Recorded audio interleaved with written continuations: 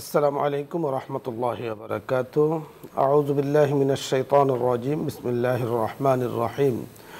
ومن الليل فتهجد به نافلة لك عسى أن يبعثك ربك مقاما محمودا. صدق الله المولانا العظيم وصدق رسوله النبي الكريم ونحن على ذلك من الشاهدين والشاكرين আলহামদুলিল্লাহ রাব্বিল আলামিন। সুপ্রিয় দর্শক মণ্ডলী, কাছে দূরে, দেশে এবং দেশের বাইরে যে অবস্থান থেকে চোখ রেখেছেন নিউজ 24 এর লাইভ অনুষ্ঠান ইসলাম আমরা দেখার জন্য সকলকে ধন্যবাদ জানাচ্ছি। আজকের সুন্দর আয়োজনে আমন্ত্রণ জানাচ্ছি। আল্লাহ রাব্বুল কারীমের শুকরিয়া আদায় করছি। আল্লাহ তাআলা আমাদেরকে তৌফিক দিয়েছেন অত্যন্ত গুরুত্বপূর্ণ দিনই একটি অনুষ্ঠানের সাথে যুক্ত থাকার। আল্লাহ তাআলা উম্মতের উপরে, বান্দাবান্দির উপরে যেমনিভাবে ফরজ করেছেন নামাজ, ইবাদা, কিছু ফরজ করেছেন, কিছু কিছু আহকামাত রয়েছে যেগুলো ফরজ, যেগুলো ওয়াজিব, কিছু কিছু আহকামাত রয়েছে যেগুলো সুন্নাহ। সুন্নাহর মধ্যে কিন্তু আবার ভাগ বিন্যাস আছে। সুন্নতের গুরুত্ব তাৎপর্য নিয়ে আমরা কথা বলবো। কথা বলার জন্য যিনি আমাদের সাথে যোগ দিয়েছেন বিশিষ্ট ইসলামী চিন্তাবিদ, ইসলামিক স্কলার শেখ মুফতি মহিবুল্লাহিল বাকি, সিনিয়র ইমাম, জাতীয় মসজিদ বাইতুল মুকাররম। সাথে আছি আমজাদ হোসেন হেলালি।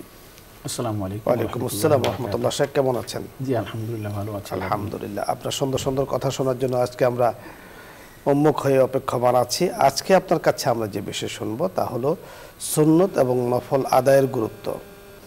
কারণ সুন্নতটার গুরুত্ব আমরা এই জন্যই আলোচনা করতে চাই। অনেক সময় আমরা নামাজের আগের পরে সুন্নতকে কিছুটা ছেড়ে দেই অথবা মনে করি যে না পড়লেও চলবে, এই ধরনের একটা ভাব আমাদের মধ্যে আছে। আপনার কাছে আমরা বিস্তারিত শুনবো। আলহামদুলিল্লাহ রাব্বিল আলামিন ওয়াসসালাতু ওয়াসসালামু আলা আশরাফিল আমবিয়া ওয়াল মুরসালিন, আম্মা বা'দ।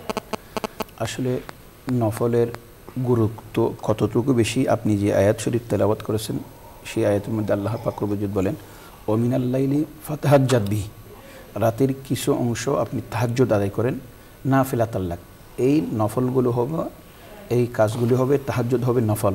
যদিও রাসূল পাক সাল্লাল্লাহু আলাইহি ওয়াসাল্লামের জন্য তাহাজ্জুদের নামাজটা নিজের উপর ওয়াজিব করে নিয়েছিলেন, কিন্তু এটা নফল। এবং এই নফলের পুরস্কার কি? আসা আইয়া বা আসাকা রব্বুকা মাকামাম মাহমুদা, আপনার যে একেবারে আমাদের কাঙ্ক্ষিত যে মাকামে মাহমুদ সেটার মধ্যে আপনাকে পৌঁছিয়ে দেবে। অথচ আমরা জানি রাসূল পাক সাল্লাল্লাহু আলাইহি ওয়াসাল্লামের এই মাকামে মাহমুদ আল্লাহ পাক নিজে নির্ধারণ করেই রেখেছেন। নফল নামাজের মাধ্যমে মাকামে মাহমুদ অর্জন করার কোনো প্রয়োজন পড়ে না। অর্থাৎ এটা নফলকে গুরুত্ব দিতে গিয়ে বলেছেন। রাসূল পাক সাল্লাল্লাহু আলাইহি ওয়াসাল্লাম অন্য একটি হাদিস শরীফে ইরশাদ করেছেন, বান্দা আল্লাহ পাক রব্বুল ইজ্জতের নিকটবর্তী হয়ে থাকেন নফলের মাধ্যমে। কারণ ফরজ তো সবাই আদায় করবে।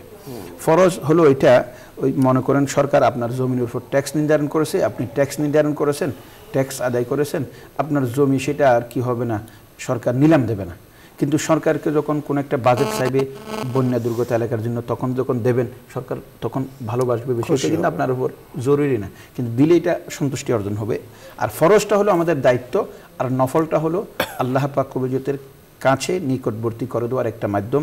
সেই জন্য হাদিস শরীফের মধ্যে যে ব্যক্তি নফল আদায় করলো সেই ব্যক্তি আল্লাহর কাছাকাছি হইল, এবং আল্লাহর কাছাকাছি হইতে হইতে এমন হয়ে যাবে যে বান্দার চোখ আল্লাহর চোখ হয়ে যাবে, বান্দার কান আল্লাহর কান হয়ে যাবে, মানে এত কাছাকাছি হয়ে যাবে। এবং সবচেয়ে বড় গুরুত্বপূর্ণ বিষয়টা কি জানেন? আমরা যে ফরজ নামাজ আদায় করি, যখন আমরা নামাজ শুরু করছি সুবহানাকা পড়ার সময় আমার মনটা একেবারে আল্লাহর দিকে ছিল, আলহামদু পড়ার সময় হুট করে মনটা অন্যদিকে চলে গেছে, রুকু করার সময় ঠিক ছিল, সিজদা করার সময় ঠিক ছিল না। তাহলে এই যে অঙ্গ প্রত্যঙ্গগুলো, ফরজের অঙ্গ প্রত্যঙ্গগুলি, অংশ বিশেষগুলো, রুকুনগুলো নষ্ট হয়ে যাচ্ছে, এটা তো স্বাভাবিক।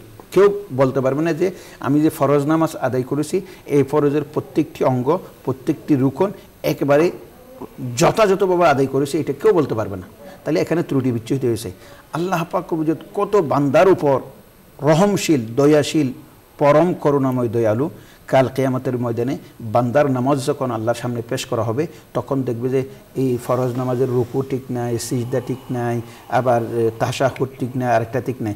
তখন আল্লাহ পাক রব্বুল ইজ্জত বলবে যে দেখো তার অন্য কোনো নামাজ আছে কিনা, বলে তার কিছু নফল নামাজ আছে, তো ওই নফল নামাজের মধ্যে তার রুকুটা ঠিক আছে কিনা, হয়তো রুকুটা খুব ঠিক আছে, বলে যে ফরজের সাথে লাগাই দেবো। ওই সিজদাটা ঠিক আছে, বলে যে এই সিজদা ফরজেরটা ঠিক নেই, ওই নফলেরটা ঠিক আছে, বলে যে এখানে লাগাই দেবো। তাহলে আপনি যদি অতিরিক্ত পার্স নফল আদায়ের মাধ্যমে না রাখেন, তাহলে আপনার যে ফরজগুলি আদায় হচ্ছে, এখানে যে ত্রুটি হচ্ছে, সেই ত্রুটিটা আপনি কি দিয়ে পূরণ করবেন? অতএব আমাদের নফল নামাজের খুব গুরুত্ব আছে। আর আপনি বলেছেন সুন্নত দুই ধরনের আছে, একটা হলো সুন্নতে মুআক্কাদা আর একটা হলো সুন্নতে জায়দা, যেটাকে আমরা নফল বলে থাকি। সুন্নতে মুআক্কাদা হলো যেটা রসুল পাক সাল্লাল্লাহু আলাইহি ওয়াসাল্লাম সবসময় নিজে আদায় করতেন, আর নফল হলো যেটা রসুল পাক সাল্লাম সবসময় আদায় করতেন না, মাঝে মধ্যে পড়তেন। এখান থেকে আমাদের বুঝতে হবে রসুল যার উপর এত বড় গুরু দায়িত্ব দেওয়া হয়েছে, নবুয়ত দেওয়া হয়েছে, সম্মান দেওয়া হয়েছে, মাকামু মাহমুদ দান করা হয়েছে, সেই রসুল গুরুত্ব দিয়ে যে সুন্নতে মুআক্কাদা আদায় করতেন, এখন যদি আমি মনে করি হ্যাঁ আদায় করতে হবে না, এটা ফরজ না, তাহলে এটা কি হলো? রসুল কেন আদায় করেছেন? রসুল এটা ফরজ করে দেয় না, উম্মতের জন্য কষ্ট হবে, আবার সবসময় আদায় করেছেন যাতে করে উম্মত বুঝতে পারে যে এর একটা গুরুত্ব আছে। আপনি যথার্থ বলছিলেন। দর্শক মণ্ডলী, আজকে সুন্নত ও নফলের গুরুত্ব নিয়ে আমাদের শেখ মুফতি মুহিবুল্লাহিল বাকি বড় চমৎকার সুন্দর গোছালো আলোচনা আমাদেরকে উপহার দিয়েছেন। সুন্নত সম্পর্কে যে বিষয়টি শরীয়তে এসেছে, যে বিষয়টি আমাদের শেখও বলেছেন, রাসূল আকরাম সাল্লাল্লাহু আলাইহি ওয়াসাল্লাম যে সুন্নাতকে বা সব সময় পড়তেন, এবং বিশেষ করে নামাজের আগে পরে যে সুন্নতগুলো রয়েছে রাসূল নিয়মিত আদায় করতেন, আমাদের উচিত নিয়মিত আদায় করা। কোনোভাবেই সুন্নতকে সুন্নত মনে করে, ওয়াজিব নয় এ কথা মনে করে ছেড়ে দেওয়া একেবারে উচিত নয়। যেমন ফরজের খুব কাছাকাছি হলো ওয়াজিব, ঠিক ওয়াজিবের খুব কাছাকাছি হলো সুন্নতে মুআক্কাদা। এজন্য সুন্নতে মুআক্কাদা বিনা ওজরে, ওজর ছাড়া কখনো ত্যাগ করা একেবারেই অনুচিত। কারণ সুন্নতে মুআক্কাদার জন্য মুআখাযা হবে, সুন্নতে মুআক্কাদার জন্য আল্লাহ রাব্বে কারীমের কাছে আমাদের হাতে হিসাবও দিতে হবে। রাব্বে কারীম যদি ইহসান করে হিসাব না নেন, সেটা রাব্বে কারীমের দয়া এবং মেহেরবানি এবং ইহসান।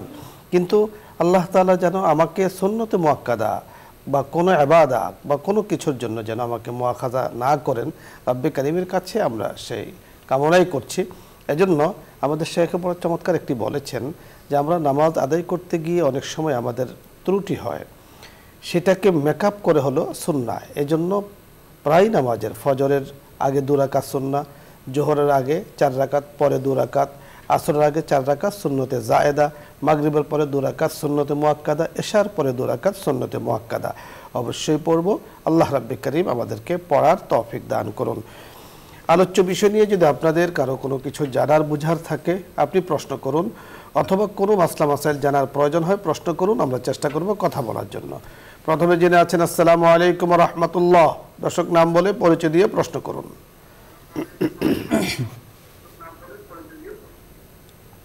হ্যালো হুজুর। হুজুর জি আসসালামু আলাইকুম।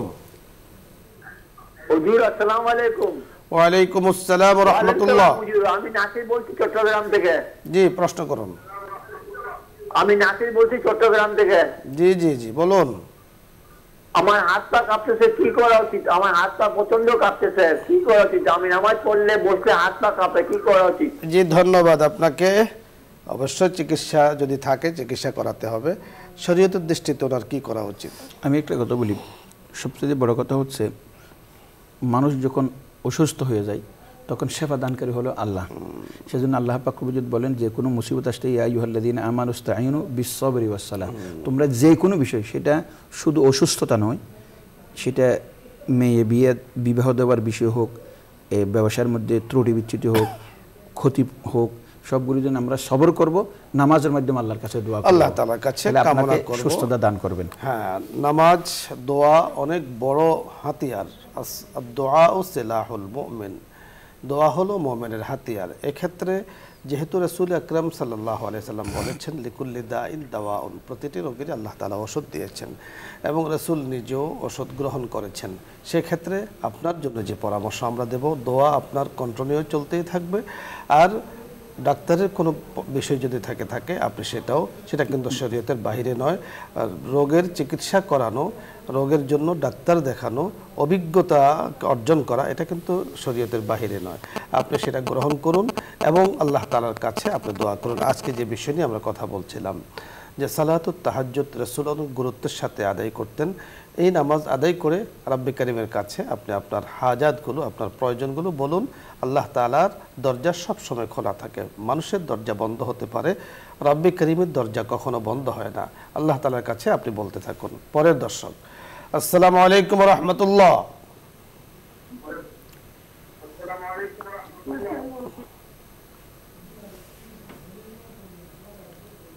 জি দর্শক শুনতে পেয়েছেন, প্রশ্ন করুন। হ্যালো, আসসালামু আলাইকুম। ওয়ালাইকুম আসসালাম।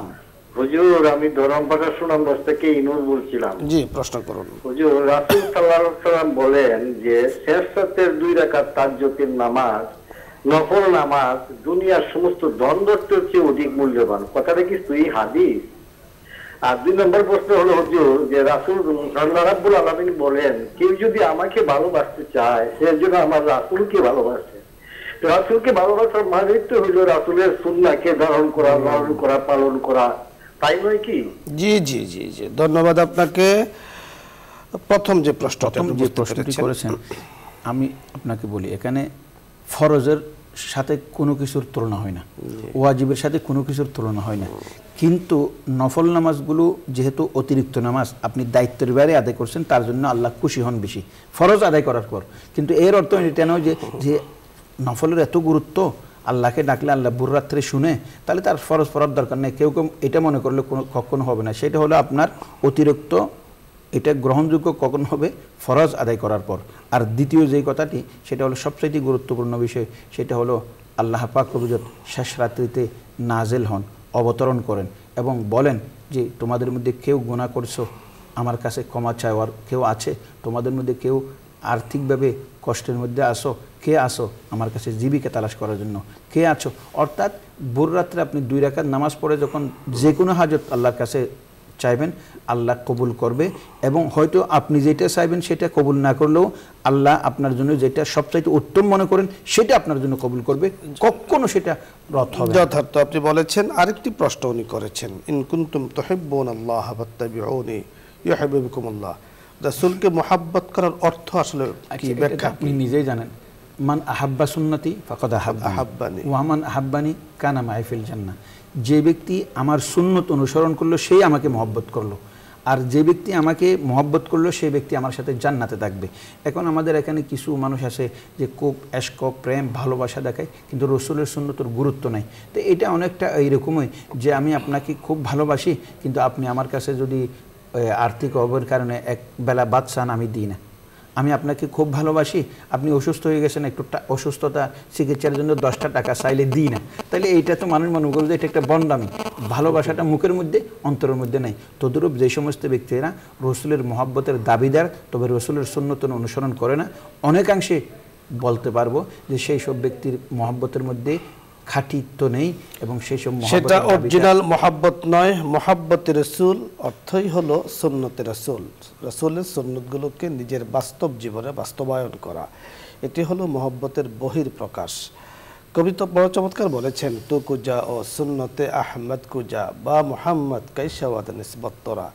তুমি আমি মুহাম্মদ সাল্লাল্লাহু আলাইহি ওয়াসাল্লামের আশিক হিসেবে দাবি করি, মহব্বতকারী হিসেবে দাবি করি, কিন্তু রাসূলের সুন্নাহ আমার জীবনের মাঝে, আমার পরিবারে, আমার সমাজে রাসূলের সুন্নাহ নেই বা সুন্নতের প্রতি মহব্বত নেই।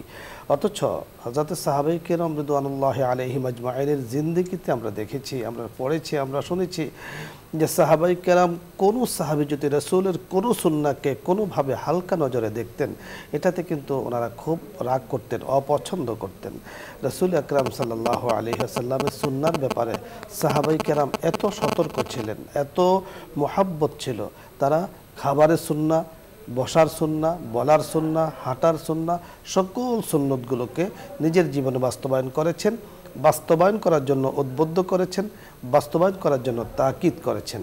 তাই রাসূল আকরাম সাল্লাল্লাহু আলাইহি সাল্লামের সুন্নাহ অনুযায়ী চলার মধ্যেই আল্লাহ তাআলা মহব্বত পাওয়া যাবে। আল্লাহ তাআলা বলেন ইউহিব্বুকুমুল্লাহ, তিনি মহব্বত করবেন। আর ওয়াগফির লাকুম যুনুবাকুম, যিনি রাসূলের সুন্নাহ অনুসরণ করবেন, আল্লাহর মহব্বত পাবেন, আল্লাহ তাআলা তাদের জিন্দেগির সকল গুনাহগুলোকে মাফ করে দিবেন। সুবহানাল্লাহ, কারণ তিনি ক্ষমাকারী, পরম দয়ালু। আল্লাহ রাব্বুল কারীম আমাদেরকে কথাগুলো বোঝার তৌফিক দান করুন। মুহতারাম, আপনাকে ধন্যবাদ জানাচ্ছি। দর্শক মণ্ডলী, আপনাদের শুকরিয়া আদায় করছি। আজকে এ সুন্দর আয়োজনে আপনারা শরীক হয়েছেন, শরীক থাকবেন এই আশাবাদ ব্যক্ত করে আজকের মতো এখানেই বিদায় নিচ্ছি। ইনশাআল্লাহ দেখা হচ্ছে আগামীকাল বিকেল 3টায়, বিকাল 3:30 নিউজ 24 পর্দায়। আল্লাহ তাআলার কাছে সেই কামনা করে আজকের মতো বিদায় নিচ্ছি। আসসালামু আলাইকুম ওয়া রাহমাতুল্লাহি ওয়া বারাকাতুহু। দোয়া হবে, দরুদ ইস্তিগফার পাঠ করি। اللهم صل على سيدنا ونبينا وشفيعنا وحبيبنا ومولانا محمد सल्लल्लाहु अलैहि वअला आलिहि व अस्हाबिहि व बारक व सल्लम। अस्तगफिरुल्लाह रब्बी मिन कुल्लि ज़ंबिन व अतूबु इलैहि ला हौला व ला कुव्वता इल्ला बिल्लाहिल अलिय्यिल अज़ीम। अस्तगफिरुल्लाह रब्बी मिन कुल्लि ज़ंबिन व अतूबु इलैहि ला हौला व ला कुव्वता इल्ला बिल्लाहिल अलिय्यिल अज़ीम। अल्हम्दुलिल्लाहि रब्बिल आलमीन वस्सलातु वस्सलामु अला अशरफिल अंबियाइ वल मुरसलीन वल आक़िबतु लिल मुत्तक़ीन वला उद्वाना इल्ला अलज़ ज़ालिमीन। रब्बना ज़लमना अनफुसना व इल्लम तग़फिर लना व तरहमना लनकूनन्ना मिनल ख़ासिरीन। रब्बना ला तुज़िग़ क़ुलूबना बअद इज़ हदैतना व हब लना मिन लदुनका रहमतन इन्नका अंतल वहाब। रब्बिरहमहुमा कमा रब्बयानी सगीरा। रब्बुल आलमीन, আজকের এই দ্বীনি অনুষ্ঠানে, এই দ্বীনি আলোচনায় আমাদের সাথে যারা শরীক হয়েছেন, শ্রোতা দর্শক মণ্ডলী, আমাদের সাথে যারা হাত দরাজ করেছেন, বিনীতভাবে আমরা একজন ভিক্ষুকের মতো আপনার শাহী দরবারে আমরা হাত দরাজ করেছি। রব্বুল আলমিন, আপনি ভিক্ষুকদেরকে বিতাড়িত করতে নিষেধ করেছেন। আমাদের মতো ভিক্ষুকদেরকে আপনি কেমনে বঞ্চিত করবেন, হালি হাতে ফেরত দেবেন। মাওলা, আমরা গুনার গাঁটটি নিয়ে আপনার শাহী দরবারে হাত দরাজ করেছি। জীবনে যত গুনাহ করেছি, ইচ্ছাকৃত অনিচ্ছাকৃত, জেনে না জেনে, এই গুনার শাস্তি আমরা সহ্য করতে পারবো না মাওলা। মাওলা, আপনি আমাদের গুনাহ খাতা মাফ করে দেন মাওলা। রব্বুল আলমিন, বিশেষ করে আমরা যারা নিজের মা বাবাকে হারিয়ে ফেলেছি, রব্বুল আলমিন, মা বাবা জীবিত থাকতে মা বাবার কদর করি নেই। রব্বুল আলমিন, আমাদের মা বাবার কবরটাকে আপনি জান্নাতের টুকরা বানিয়ে দেন। আমাদের যেসব বন্ধুবান্ধব মা বাবাকে জীবিত অবস্থায় পেয়েছেন, তাদেরকে মা বাবার খেদমত করার তৌফিক দান করেছেন। রব্বুল আলমিন, আমাদের এই অনুষ্ঠানের সাথে বহু বন্ধুবান্ধব যুক্ত আছেন, তারা বিভিন্ন হাজত নিয়ে আমাদের কাছে দোয়া চেয়েছেন। কেউ অসুস্থ, কেউ ঋণগ্রস্ত, কেউ অভাবী, কারো ব্যবসায় মন্দা যাচ্ছে। রব্বুল আলমিন, প্রত্যেকের ন্যাক হাজতগুলো আপনি দয়া করে মেহেরবানি করে আপনি কবুল মঞ্জুর করে নেন মাওলা। রব্বুল আলমিন, আপনি আমাদের দেশের উপর রহমত নাজিল করেন। রব্বুল আলমিন, বিশেষ করে বসন্তগরফের মাননীয় এমডি, মাননীয় চেয়ারম্যান, এই দিনী অনুষ্ঠানকে কিয়ামত পর্যন্ত চালু রাখার তৌফিক দান করে দেন মাওলা। তাদের ব্যবসা বাণিজ্যের মধ্যে বরকত দান করে দেন, তাদের ত্রুটি বিচ্ছুতিগুলো ক্ষমা করে দেন। রব্বুল আলমিন, তাদেরকে দ্বীনের খেদমত করার জন্য দ্বীনের খাদেম হিসেবে কবুল করে নেন। তাদের পরিবার পরিজন সবাইকে দ্বীনের ওপর অবিচল রব্বুল আলমিন স্থির থাকার তৌফিক দান করে দেন।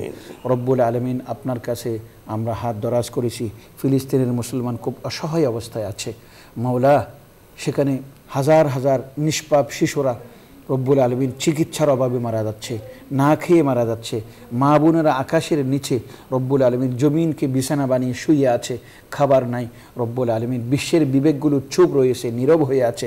রব্বুল আলমিন, আপনি ফিলিস্তিনের মুসলমানের উপর আপনি রহমত নাজিল করেন। যে সমস্ত ব্যক্তিরা বুঝে না, তাদেরকে বুঝ দান করে দেন। রব্বুল আলমিন, আপনি আমাদের উপর রহমত নাজিল করেন। আমাদের দেশকে আকাশ থেকে পতিত, জমি থেকে নির্গত সমস্ত বালা মুসিবত থেকে হেফাজত করেন। দেশের ক্ষতি হয় সেরকম কাজ করা থেকে আমাদের প্রত্যেক নাগরিককে বিরত থাকার তৌফিক দান করে দেন। রব্বুল আলমিন, আমাদেরকে যে যতটুকু পারি দেশের কল্যাণের জন্য এগিয়ে আসার তৌফিক দান করে দেন। রব্বুল আলমিন, দেশের কল্যাণমূলক কাজ করার তৌফিক দান করে দেন। দেশের যারা শাসকবর্গ আছে, তারা যেভাবে শাসন করলে দেশের মানুষ শান্তিতে থাকবে, দেশ উন্নতির দিকে যাবে, সেইভাবে পরিকল্পনা নিয়ে দেশের শাসন করার তৌফিক দান করে দেন। ষড়যন্ত্রকারীদের ষড়যন্ত্র থেকে হেফাজত করেন, ভুল সিদ্ধান্ত থেকে হেফাজত করেন। দেশের ক্ষতি হয় এরকম কোনো পরিকল্পনাতে করে থাকলে সেইগুলি থেকে তাদেরকে ফিরে আসার তৌফিক দান করে দেন। রব্বুল আলমিন, আমাদের দেশটাকে আমরা ভালোবাসি। যেই দেশের বাতাস, যেই দেশের জমির ফসলাদি ভোগ করতেছি, সেই দেশের প্রতি আমাদের রব্বুল আলমিন কৃতজ্ঞতা আদায় করতে হবে। সেই জন্য দেশের জন্য আমাদের কল্যাণ কামনা করতেছি। রব্বুল আলমিন, আমাদের এই দেশটা যেন সমস্ত ধর্মাবলম্বী আছে তাদের সাথে সম্প্রীতির মাধ্যমে আমরা বসবাস করতে পারি, এই তৌফিক দান করে দেন মাওলা। সুবহান রাব্বিকা রাব্বিল ইজ্জাতি আম্মা ইয়াসিফুন ওয়া সালামুন আলাল মুরসালিন ওয়ালহামদুলিল্লাহি রাব্বিল আলামিন বিরহমাতিকা ইয়া আরহামার রাহিমিন।